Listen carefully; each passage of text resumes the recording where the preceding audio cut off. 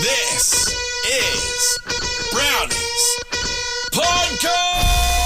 Welcome to Brownie's Podcast. John is up north. I hate it Yes. when he's not in the studio. We'll get to you in a second, Jonathan. Campbell Brown's in the studio. Present. But more importantly, Broads is here. Yeah, it feels like it's been a while, man. Yeah, hey guys, how you going? It's good to be back, baby. Yeah, it's good to see your face, but also in the studio, a man that's won 870 Coleman medals, probably. It feels like that. Matthew Lloyd. Dino, Yes. Brownies, great to be with you both. Good to see you, Lordo. There's a bit of tension in the studio. No. I can feel No, it. Bullshit. It might have been- been 10 years ago, but not anymore. We're good. We're great mates these days. Who was the biggest there, Lloydy? Because it feels like dog's the obvious answer. But are you a but go under the radar? Well, the big mistake I made, actually, so we had this tension going between the two of us, and I wasn't happy with how I was playing this one game. You were wearing those blue jumpers this day, and it must have been a heritage round, and They were terrible jumpers. and I was filthy with how I was playing, and Anyway, on the halftime siren, I turned to Spider Everett and I said, "Gee, what about the spare tyres around your waist, Spider? What's happened to you, Spider?" And Spider's eyes just rolled in his head and he just threw me to the ground. And I look up and here was Campbell just charging at me. He thought, here's my chance. I'm going to get him here. And he used my head like a speedball for about the next 5 minutes. I got a month. I got 4 weeks, one for every Did you? touch. Oh, yeah. Did you even like Spider Everett, Brown Dog? I can't believe you've come in and flown the flag. Yeah, no, look, he was on the nose a bit, Spider. So I think they choose between belting a teammate or It must be so weird. He literally was just pummeling your head, like you said, Oh, yeah. like a speedball. I didn't get any good ones in there, did No, I? you just the eye was black and blue for a little bit, but you would have liked to have gotten in a bit better. No, we had a great rivalry for many, many years. John, your fellow power forward is here. Are you gonna? How can you guys bond over being the greats? Well, I'm excited. It's with great excitement that I was able to present him with his jumper a few months ago because he's the biggest, as the commissioner of the Carlton draft, which I take very seriously. I was very proud to announce that I had Matthew Lloyd as my marquee signing this year to go out to a country region club. And Carlton Draft's done fantastic things for community football, especially since COVID. But we need big names, and we need big names every year, and this man takes the cake. And we got him down to my neck of the woods, old collegians. Now, there was no sort of dodgy going on. The old collegians didn't pay me off. That was fair income out of the barrel. It was a random pick, but he's going down to Warrnambool to represent old collegians. And I think he's probably 6 or 8 on offer for him down there, just on a lazy Saturday afternoon for you, Lloydy. Oh, the pressure's on, Brownie, because normally I'm well prepared for everything I do, but this has probably been the worst prep I've had. Just haven't done too much. So Brad Scott actually has said to me, if you want to come and do a session with the Bombers, I'm here for you. So that was about a month ago. I haven't taken him up on it, so I might do it this week. But there was a respect between Brownie and I, the key forward union. Yeah. We said the midfielders like Koch and Isaac, Joey Montagna. Yeah. Not sure how Dill Buckley made it, but there are a dime a dozen those midfielders. So that's what Brownie and I were saying. The best thing And of we the had, whole to, night. we had an opponent too, Lloydy, didn't Yeah, we? we had did, to play we did. our whole career with one or two opponents at least, not like those bloody midfielders. Your heroes. I've done some homework, bit of research, and the Carlton draft is a magnificent concept. But Lordo holds the record for the oldest participant for is the that Carlton right? draft, 47. 46. 46. Yeah. We haven't had someone of his age yet play. That's Can a you concern, say, Brownie. is that you? You've done 46, brother. 46. Doesn't look it, does He he? looks good, bro. Can you just have a look at how they've aged post-career? Look at Campbell, who looks somewhat homeless, like he hasn't been showered in a week. Looks terrible. That's and harsh. Matty Lloyd, who looks like he's the head of an investment banking firm One and of looks them $1 million. Looks like a washed-up alcoholic detective. Oh, that's harsh. Yes. And the other one could be on like a fireman's stripper calendar. Yeah. You know what I mean? Yeah. Amazing. I was just watching And I think Brownie we should out- just acknowledge the preparation too, Lloydy, that Brown Dog's actually brought to the table. Magnificent preparation, Brown Dog. There, you've been working hard overtime apart from doing the race fields for a Saturday. I was watching him out on the street, actually. I was in my car and I was here a little bit earlier. And Brownie would have done 1,000 steps out the front making a phone call. Could have sworn he was a drug dealer out there. He was just going up and down, up and down. I like the pace You when do. I'm on the phone, especially if I'm engaged in a topic. Jonathan, we've got two men in the studio that publicly, and no shame here, both love Bacardi breezes. Yes. I do, yeah. What's your favourite flavour, dog? Well, Watermelon. ideally cruises for this segment, Dino, Oh. being a CUB product. Good point. I'll take the pineapple. Oh, the pineapple. Yeah. They don't make them anymore, Bacardi Breezes. Right. I can't find them anywhere. On So- footy trips, did your bogan mates, Lloydy, try and force beer down your throat, or were they respectful of your love of the great pineapple? Yeah, I had to go through a bit. So my first 4 or 5 years, like the boys weren't happy that I was drinking on Mad Mondays Bacardi Breezes, and it was guys like Johnny Barnes and Dean Wallace, those sort of guys. Solly. Yeah, they'd be trying to they'd get me and pin me and go, mate, you're drinking a beer, and then I worked hard at just saying, no, I'm not going to do what you blokes want me to do. I'm just here to enjoy myself. And then before you knew it, blokes like Tommy Bell Chambers come along and he was on the Bacardi Breeze. And actually, before he knew it, half the group were drinking with me, Bacardi Breezes, and half the other group were with Wally and Barnesy drinking beer. Lloydy, what were you like at school? Because to me, you're Mr. Prepared, Mr. Practice. You look perfect. There's not a hair wrong on you. Were you like putting your hand up before everyone to answer the questions, all that I wouldn't say I got in much trouble, but my Year 12 score is nothing to be proud of. So Really? No, it was pretty ordinary. So I got drafted to the Bombers in my Year 11 year. So I was a 16-year-old. So my Year 12 year was pretty much trying to get a game of AFL footy. So I got five games in my Year 12 year. So must admit, I was the king of the school in that year. What was it like going to school? What was it like turning up to school? Because you're not playing for a small club. You're playing for one of the biggest clubs in the land, Lloyd. You had great success at that time. What was it like turning up to school the next day or on a Monday after playing? Yeah, it was huge. So this is what Sheed was like. He said to me, go on, because I was playing for St. Bernard's on a Wednesday and playing in the seconds on a Saturday or a Sunday. And Sheed said to me, on school holidays, I want to play you in the AFL. Go and finish your exams, and then I'm going to bring you in round 22 when your exams are finished, and then I'm going to play you in the final series. So Sheeds knew what he wanted from me in year one, but there was this one day didn't think I was going to debut because the Bombers were flying, and a mate said to me, mate, we've only got, science or something. Do you want to come back to my place and we'll just do some PlayStation? So no worries, let's go back. Didn't realise that Sheeds was going to surprise me. What? He was sending Tim Watson to the school, working for Channel 7, to interview me with 1,000 kids behind me at school. No one could find me. And there was Wagging school. I'm wagging school. So next minute, everyone's going, would you know where he is? We know where. So me and this kid, his phone rang at home. Yeah. He answered, and they said, would Lloydy be with you? And he was trying to lie. So we got ushered back to school. This kid copped about 1,000 detentions. I was fine because I was playing league footy for the school the next week. Yeah. John! So That's the best. Yeah. Wait, can you just really fathom that? You're in year 12 and you're playing for the Bombers. Yeah. Not the seconds. No, you're playing for the Bombers, bro. Wild. What sort of confidence are you walking around the cafeteria It was good with? because I was able to kick a goal in the first 20 seconds against the Crows. We won by 130 points, and I kicked 3. The next week on a Friday night, played in front of 90,000 people. I only got the one handball game too, a bit like your stats early, Browny, in your career. That's right. Okay, Jono, First 8 games. yeah, so it was a great feeling, obviously, at school and playing AFL footy. Do you know Sandy Roberts called Browny Jeff Brown during the The whole commentary? first game. Did not get a stat, Lloydy, and I watched the replay. I don't know why I was watching the replay for a statless game. But I find out that Sandy's called me Big Jeff Brown. It's been a tough night for Big Jeff. So what people don't know is because me and Lloydy had this little feud, right? Public feud, but Sexual chemistry. the rest of the Lloyd family. So his brother Brad was my manager for the first 7 years. So I terrorised Brad, right? And Mal would terrorise him, trying to get accounting works through TLA and things like that because management fees weren't tax deductible back in the day. They are now, right? So you imagine my old man terrorising his brother Brad. Simon was a sports psych at Hawthorn, which I had anger management issues, so I had to go and see him regularly. So I was terrorising Simon, and then every time I'd go on to the footy show and do it, Kylie used to work for the footy show, and I would demand Bacardi Breezes and apple ciders instead of the usual beer. So I was terrorising her. So I really made it my pact to terrorise the whole Lloyd family for the best part of a decade. And I reckon Mal even rang my brother Brad when he was your manager and said, I want to sue Matthew. So my brother Brad was trying to deal with that for a while. For defamation, yeah. And can you tell the story, Brad? You got to tell the story about when we patched it up, when you messaged me on Instagram. Yeah, so What? Yeah, well, so I had Brad Saw's Bucks party up in Byron Bay, and we all know the famous incident where Lloydy came off the line and got him. Got him. I thought it was a fair hit.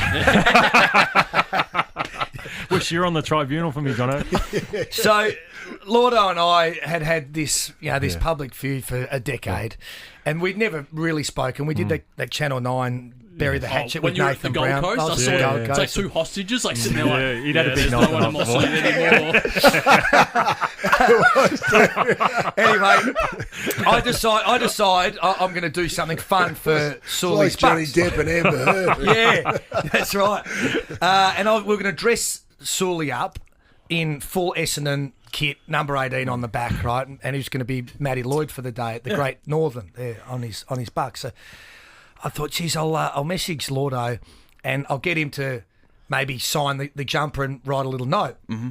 And he wrote back, I said, oh, mate, I need your address.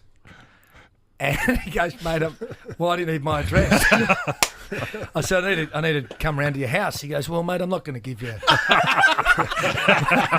my address. I said, no, seriously, mate, I need it. I'm driving through Brighton. I know you live there. He goes, oh, okay. So he reluctantly gives me his address. And as I ring the doorbell, I still hadn't told him exactly why I was coming around. Yeah. I ring the doorbell and Matty opens the door and I can see him ushering up his wife and children up the stairs. putting him out in front. And I came in and I think we had a cup of tea or something and I said, can you sign this jumper? And he wrote, to Brad, have a great Bucks day. I hope you stay conscious longer than you did at the MCG. And since then, it's been great. Been good. Yeah. Oh, man. Unbelievable. So when's this game? Is it this weekend? So next Saturday. Next Saturday. Yeah, Saturday. So in 8 days' time. Looking forward to it. So in Warrnambool, it's going to be fantastic. I hope a big turnout for it. It'll be huge. The team is 2 wins and 9 losses that I'm playing for. So, yeah, let's hope they can get in there enough and I can try and contribute. Will you throw the grass in the air still? Is that tradition? Do you know, I've tried to get rid of that. I called Malcolm Blight one day and I said to him, come on, let's chat about my footy. And he said, before I got up to leave, he said, one last thing, Lloydy. He said, that's throwing at the grass. That's absolute rubbish. Get rid of it. He said, anyway, so the next training session, we did some match play. And I tried to go without it, and I felt like I was nude. I felt like something was missing. It's your good luck. Yeah, I know. So all the boys said, well, geez, you kicked ordinary tonight. I said, yeah, it's because Malcolm Blight said I've got to stop throwing the grass up. And they said, stuff Malcolm Blight. You've got to keep doing what you do. So I used to love it when you would do when the roof was closed. Yeah, That would just fall straight down. Yeah, I know. Lloydy, the Bobby Hill mark last week, Yeah. people are comparing that to Moorcroft. What? Gary Moorcroft? Moorcroft, Yeah. Who's better? Well, Lloydy would have been playing in that game too. Oh, it's embarrassing because I tried. He smashed his hip and was never the same again. I'm there trying to take the kick in case he couldn't take the kick at the top of the goal square. If you watch that back, so it's a bit embarrassing for my part. But no, not as good as Moorcroft's, I wouldn't say. Is it because Moorcroft was short, it looked like he was higher in the air, if you know what I mean? But he's purely standing on top. Yeah. He was high. Yeah. And he arches the back. It's pretty And the sick. horizontalness of it, that is just, you don't get that very often. JB, All I the reckon way you back. forgot about Moorcroft when you went with that on Monday. Yeah. And did you forget Well, no, about Gary? No, I only said it because as a reference point for Mark of the Century. So Mark of the Century last year, Mark of the last century was Sean Smith, Lloydy, as we know. And so I said, well, this could be this year's Mark of the Century because was Moorcroft in this century? Yes, 2001 or 2. I think. Yeah, 2001. Oh, was it? Okay. Yeah. Righto. Sorry. Well, there you go. Well, I'm going to stick to me guns. Yeah, now. good, I'm going to be like you. Never to your guns. apologise. Never Hey, ever. Lloydy. Yeah. Lloydy, just quickly, mate. You've gone on to become a super coach. Haileybury, getting the kids through school there. You won the premiership last year. You're undefeated this year. Scotty Pendlebury helps you. You ever thought about the lure of going into AFL coaching? You're a magnificent media commentator, have fantastic opinions, but have you ever been tempted to or lured back in? It's interesting, Brad. I get asked that occasionally by people, what's next for you in that regard, and I do really enjoy it. It's probably what I'm most passionate about outside of my family at the moment, the win-loss. You know, you lose that once you've lost it as a player, but that game day, whether you win or lose. But to be honest, I left my playing career frustrated. It was a very toxic environment, a lot of politics, where I felt like, I was being phased out of the club and it wasn't nice. And then I went in for a year just to dip the toe in the water and I helped Joe Danaher for a year at the Bombers. And I felt like James Hird was under a lot of pressure and people were blaming each other. And I thought to myself, that's why I hated the game in the end. I hated it. Yeah. Whereas at my level, I can control everything I want to do. Whereas AFL, it becomes political. Too many people get involved. And I don't really enjoy that aspect of it. So I just like the balance that I've got in my life. Smart answer. And look at Bucks. He's a way happier man. Yeah, and the one difference you can do, Lloyd, is after a good win or a premiership, you can go and have a few beers with the players. You can't even do that, can you? Yeah. Hey, just on that, that's another funny little story. Please. I was under the pump. Someone said to me, mate, you just never done anything wrong, have you? Is there any danger of you being front page of the news, not the back page? And so I go for a beer to celebrate with the team that we won the premiership last year. And anyway, one of our coaches got himself in trouble. And so anyway, you're not meant to do that. You're not meant to be around alcohol with 17, 18-year-olds. So That's right. there wasn't much going on. So it led the news for about 3 days. No. And so I'm having people support me, people slam me. And I got someone who rang me for a piece of advice. And I thought, how bad am I going? I actually had Brendan Favola ring me. He was and Fev's trying to talk me through it, how I should handle myself, what I should be doing. Where have I stooped to? That the loose is trying to talk me through how to manage myself. That's the best. Well, the other man you don't want to get advice is from Nathan Buckley about playing, because he played in the Carlton draft last year, Lloydy. He lasted 8 minutes. We took the bus down there. So whatever happens, just know you're going to you just have to get to at least the 8-minute mark, mate. And you just have to get more than 6 disposals like Kane Corns did last year. He was bad, wasn't he? You'll do a fantastic job for Lloydy, us, will you come collegians. back again sometime? Oh, I've loved it. Yeah, it's great catching up with you guys. Mate. Love the company. Thanks. Matthew Lloyd, everyone. Welcome back to Brownie's podcast. You guys, Lloydy was great. We're going to get him back in. What do you reckon? He's a good man. Yeah, he's a funny guy too. Once you get to know him, away from sort of the cameras. Dog, I can't get my head around him in year 12 playing AFL. Pretty cool. That's the maddest shit in And the Dustin world. Fletcher as well was playing AFL footy when he was still at Pegs and was 17. How much of a legend would you feel? Oh my God. Amazing. I remember playing senior football just in the country and turning up to school the next day in about year 11. Thought you were the biggest thing of all time. Imagine Timmy Watson in about year 9 when he was playing for Essendon. That was amazing. Hey, the Hall of Fame was on the other night, boys. Who's great in? to see the Chief getting elevated to legend status. Amazing performance. So it was great to see the Chief up there. Dane Swan, mate. Swanee's great, and he was on the podcast last year. Just so dry. He's entertaining. Jared Waitley tripped over on stage. Did he? Yes. Oh, wait, is he okay? Is he okay? That'd be fine. He's okay. Love a trip. Took a bit of a spill.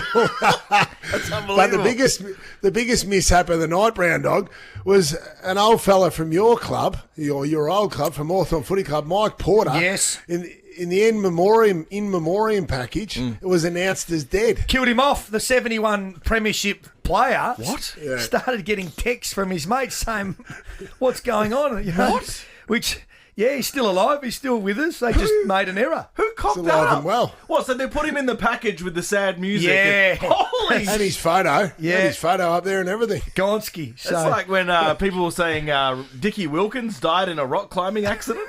That's right. People started. it's a fair mistake to make. You know, Jesus. you'd want to double check and triple check that before you go with the in memoriam. But have you heard Lethal talking about Dane Swan? no, This is regarding, everyone's doing sound bites about Swanee getting in, and this is Lethal. He's amazing, Dane Swan. You often watch him in the pre-game warm-up and you think one of the supporters has jumped the fence. I haven't heard that. That's a proper. So good, man. That's unbelievable. I've never been to the Hall of Fame, obviously, never been invited, never will be. But on Wednesday, I had to get up nice and early. I was doing a Ladbroke shoot, right? Yeah. And part of the shoot was me being dressed up as a bit of a detective. I had this brown Trench? suit on. The tie was a bit scruffy. It was like I've been working on a case all night with a bit of coffee on me. And that was about 8:30 in the morning over across the road at SCM. I had to come here in studio Wednesday and do some stuff, right? So I thought, I'll get some fresh air and I'll walk across the main road up Clarendon Street here and I'll do what I need to do and I'll walk back. Well, it didn't even cross my mind, JB. What I looked like was someone that had been on a 24-hour bender, right? Yeah. Completely tie unsheveled, hair, right, everything. And there was makeup, but they deliberately made me a bit dishevelled. Yeah. And so I just did it. People were looking at me and I'm sort of saying hi. And I had a few people ask me if I was okay. And I said, yeah. And then someone finally came up to me and said, "Mate, have you just got home from the Hall of Fame dinner?" Right? So they thought I'd roll it through all night, but it's perception Mate, you've and been reality. with Dane Swan all night, Brando. It was like after we played in that Hall of the State of Origin game against the All Stars. We were walking home about 8 in the morning, still in our suits. Would have been a sight. John, But Swanee, I reckon, was still going strong. Yeah, I would he have thought was. early in the morning. one more from Lethal. It's the same one, but I just love how he says it. He's amazing, Dane Swan. You often watch him in the pre-game warm-up and you think one of the supporters has jumped the fence. It's a great sledge, isn't it? I tell you one thing about the warm-up just sprung to mind, Dino, was back in the days when teams would do pretty much full warm-ups out in the ground like an hour before the game at either end, wouldn't they? And Dane Swan used to do these power running, sort of almost like wind sprints, and he was an amazing power runner. Really? And then you get out in the field in-game, his ability, Dino, to do like 100-metre efforts up and down the field, and they really pioneered the rotation, the heavy rotation, like ice hockey players. So that would be the thing he spoke about the other night, that he'd be on the ground for 5-6 minutes, go and have a spell, come back on the ground and just power run for 5 or 6 minutes as well. So he was lightning quick, but he could sustain that speed as well. And I think that was his greatest strength, Brown Dog. I agree. It was when the Magpies were up and about, 2010, they win the flag. Hawthorn started that year 1-6, I think, and we couldn't work out why we were going so as a footy club, because our game plan was the same and a few things like that. Yeah. And then finally, they did some data analysis on everything of our game, and we were rotating like 80 to 90 times a game. And Collingwood, who were the best side in the competition, were rotating 150, 160 times a game. Exactly what JB said. Power for 4 or 5 minutes, off you get, have a little spell, go again. And they were simply just running sides off their legs. And when we started to rotate more, well, we went from 1-6 to 3-6 to 6-6 to 8-6. And it was something as simple as just that scientifically giving the players a bit more of a spell, which I suppose that's the level that sports science has got to. But you're spot on, JB. John? Yeah, and the other thing too was he used to get tagged a fair bit, so it would have been hard to play him because he was a strong bastard. He sort of ran like a bit of a duck, but I had that waddle, but he was really strong. He power ran. It was funny remember on Front Bar last year, I think he was on a couple of years ago, and he asked you who his hardest tagger was, and most of the boys say Cameron Ling, because Linger just was so disciplined. He was strong, he was big, he stuck to him, big hips. And then he said, who was the easiest to play on? Straight away, without flinching. This is why we love Swan. He said, Kane Corns. Mate, that would have been like a knife through the heart for Corns. Imagine sitting on the couch at home. That's funny. Hey, Operative at Channel 7 sent me some more audio from the late noughties. They were doing a news report on the toughest man in AFL. So you'll hear the news reporter talk about the people chucked up, and then listen to Robbo's endorsement at the end. The AFL's toughest player was a closer contest, with hard men Joel Selwood, Barry Hall and Luke Hodge highly rated. But it was Brisbane bruiser Jonathan Brown who took the title. He's a real man's man, sort of like a John Wayne of the AFL. John Wayne! I've never heard anyone describe you as John Wayne before. John Wayne of the AFL. Mate. I just come in on my horse, that Brown Dog. Remember before the AFL footy show, remember the AFL review, Brown Dog, the footy show review we used to do grand final week, and I never really did it, but one year they tried to get me to come out on a horse as the Rhinestone. Did they?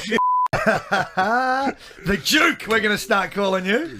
Mate, the John Wayne of the AFL. All right, unrelated. Dog, have you been here since we've been talking about the succulent Chinese meal guy? I know him well because there's a horse that Chris Waller trains up in Sydney. Democracy Manifest. It's won like 9 races. Really? It's got this cult following, obviously named after succulent Chinese meal man. Well, Bucks hadn't seen it, so we kind of relived the beauty of it all. It's legendary. It's perfection. And then, excuse me, it's been in the news. And I asked Brody, like, why is it in the news again? He reckons it's a 30-year anniversary. Yep. But it happened in 91, so that doesn't make sense. Bro, the guy got arrested in 91, so it can't be his anniversary. 33 years. The succulent Chinese meal guy? Oh, well, who knows? Celebrate every I just think it's weird that we were talking about it. Now he's on the project. The Today Show got him on, and they reconnected with the arresting officer. Maybe the officer that grabbed him on the penis. Yeah, I don't know, but And did you see he fell asleep? yeah. Look, I think he's a bit. He's lived a life. Yeah, he's fallen on hard times, but he's back. Well, here's this. Fallen on hard times. So you don't reckon he was going through hard times at the time he was arrested? Mate, Jack's lived a life. Let's just say that. So this is just snippets from an interview that was actually one of the degenerates sent me. So we'll set it up here. Just enjoy. We were enjoying a succulent meal with many glasses of the grape juice, of course, the red grape. There was a suspicious-looking character a couple of tables away. How good's his voice? Every time I'd turn, he'd put his head down and pop a dim sim into his gob. I said, "What the devil's going on here? What do you want? Get up, you're under arrest. You're an international criminal." What the devil's going on here? Mate, his voice is heaven. He should be on radio. He's got a magnificent Devil's going voice, on like here? John Ross. It's become iconic. What do you reckon your phrase would be if you were getting arrested like him? You know, so we had the guy over in Bali, and he said, "Go Crows," when he's a Port Adelaide supporter, right? Which is brilliant. You got Richard Nixon, who said, "I'm not a crook," right? And you've got succulent Chinese. We'll just have a succulent Chinese. What would you roll out? I think I'd go with, "I don't run on my face." Oh, that's smart. That's smart. So this is a grab of the cops getting the wrong guy. Him talking about him being the wrong guy. They've told me, "No, we're sorry. We thought you were somebody else." And I'm not quite sure who they meant. Might have been some Hungarian chess player. What does that mean? Who knows? They arrested the wrong guy, didn't they? Yeah, he All got along. off. He got off. Well, the cops still maintain that it was him, but it's still up in the... It doesn't matter. Doesn't. Either way, the man's lived on through this. And it wouldn't surprise you, dog, that he's a thespian, an actor. Oh, is he? So that voice is Well, put on. it's just his performing voice, I guess. Yeah. But have a listen the to great him Jules. talking about him being a thespian and listen to his pronunciation of a very famous suburb in Perth. I've been on stage with a mate of mine, Jim McNeil, wrote a play called The Old Familiar Juice. I've starred in that on many an occasion at St Martin's Theatre over in Perth, Subiaco. So I must have a bit of acting ability. I love his voice. I love it. Subiaco. Oh, he's very, All right, very trust me, peculiar. it gets better.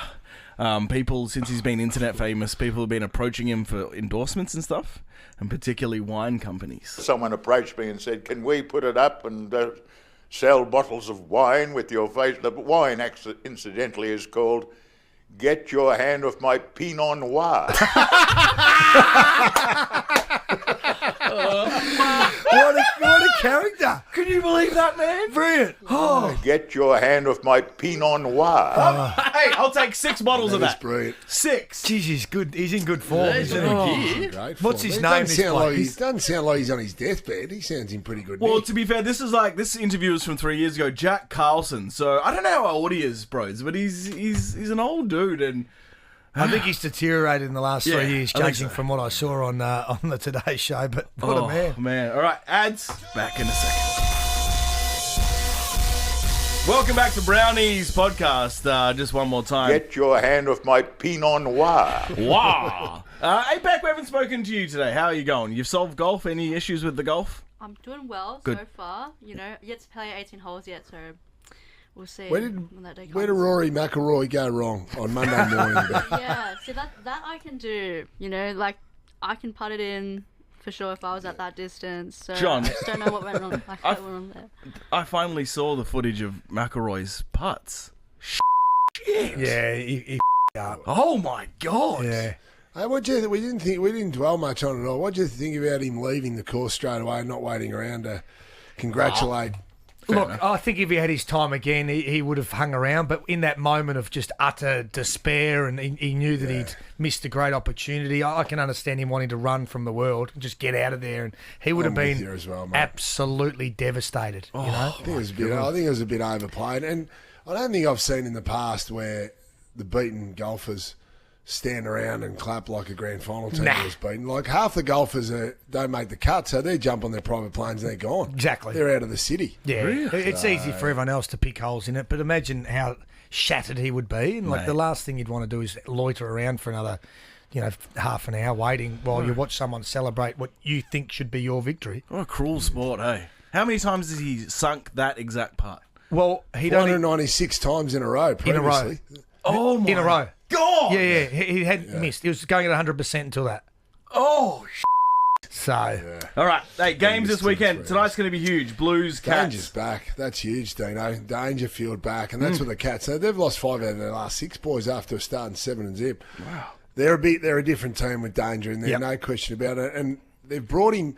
Remember 2022? They gave him an extra 2 or 3 weeks. He's out of this is a long hamstring. He hasn't played for about 7 weeks, I reckon. Now, they reckon he was ready about 3 weeks ago. So I reckon he's done a little mini pre-season. And if Geelong are going to have any success this year, it'll be on the back of that decision and the health of Patrick Dangerfield. they needed the bye. They were limping to the bye in terms of their output, the Cats. So freshened up. I know Carlton as well, but at least they went into the bye in really good form. So should be a good game tonight. Expecting a big crowd. I think the Blues will win. Get your hand off my limp penis. You said limp, so I just had to get that out. Lions, Port Adelaide. Now, Jonathan, your team has to win every game they play from now on, pretty much.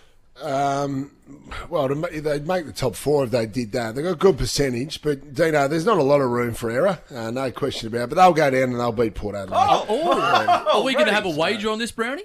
Yeah, absolutely. I'll have a wager, so I'm happy you name the wager and I'll come with you. All right. If Port win, you buy me a bottle of Penfolds Grange. Do you want Penfolds? What about a bottle of Get Your Hand Off My Pinot Noir? Pinot Noir. If Port lose, I'll buy you 4 litres of Fruit Alexia. That's the worst bet ever. That's just embarrassing. Turn his mic off. Your mic's off, mate. No. Okay, bottle of 389. That's about $300. All right. But bro, just a serious bet. Serious bet, though. Because if you don't pull through with the wine, then it makes all bets in the future null and void. Insignificant. Exactly. 300. You got to commit to it, mate. 300 is stiff, isn't it? Okay, Are you now he's committing? backpedaling. 300 is stiff. Look at him backpedal. Well, it's as much as a Why don't we go 100 to 3? Why isn't my bottle that I buy you 100 and the bottle that you buy me is 300? It's got to be the same way. Does. That's just so Gutless. ridiculous. Gross and testicles. Gutless, weak as piss. you either commit now or you're out. What are you doing? Nah, I think he's out. Yeah. Okay, You should win. What's another bottle of, well, no, St. Henri? Well, That's $60. There you go. Shatova? What about Shatova de Flore? I don't know what that is. Never heard of it. All right, you've never heard of Shatova de Flore? No. Their midfield, though. We're going to attack their midfield. Rosie and Butters, who have been out of form. Brisbane Lions just going to go into town and just ambush them. Coming from John Wayne, that's real cowboy talk. Hey, the Battle of the Bridge is going to be an absolute cracker.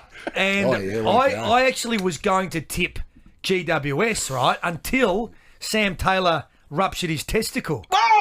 At training, so he's out. He was going to be the natural fit on Joel Amati, who's off the back of 9 goals. How did he pop a grape? How did that happen? Must have copped a knee or something in a contest, and That'd be painful, dog. wouldn't it? I know. I just have to get over that. No, I think GWS at home. I think the Swans are ready for a wake-up call. They've just been going in parts of games, so they're a great team, we know, but I think this Giants can get it done at home. I never thought I would be interested in a Freo Suns game, but I am, very much. It's a big challenge for the Suns. Fremantle are a little bit inconsistent. We saw what they did against Melbourne over in Alice Springs, and then they were not so good the following week, so I'm not sure what to make of Fremantle, to be honest with you. John, who's going to win? Tell us. Fremantle will win that, Suns, so... Yeah, the big trip for the Suns to go over there. Fremantle will bounce back, no question about it. Ben King's not playing, so I think that damages their chances on the road. Do you think North can upset Melbourne Saturday night? I do. I'm doing this game, and I. Whoa! So back in the seniors. Come on! And another Are you blockbuster. up top or downstairs? No, I'm downstairs. Still downstairs. the ones. But that's okay. I had my 1 week. I was banished for 1 week for pulling the wrong rein there with the Windhager tag. I'm back, baby. So no, I think they definitely could. They'd have to play to the same level that they played the Pies last week. And Melbourne are, they're a little bit off at the moment. So yeah, we'll wait and see. When Collingwood came back and beat North, I was like, What the devil's going on here? thank you. Thank you very much. Hey, we're done, all right? Have a great weekend. Watch a lot of footy. Enjoy, degenerates. You got anything else to get out, bro? All good. Have a good one.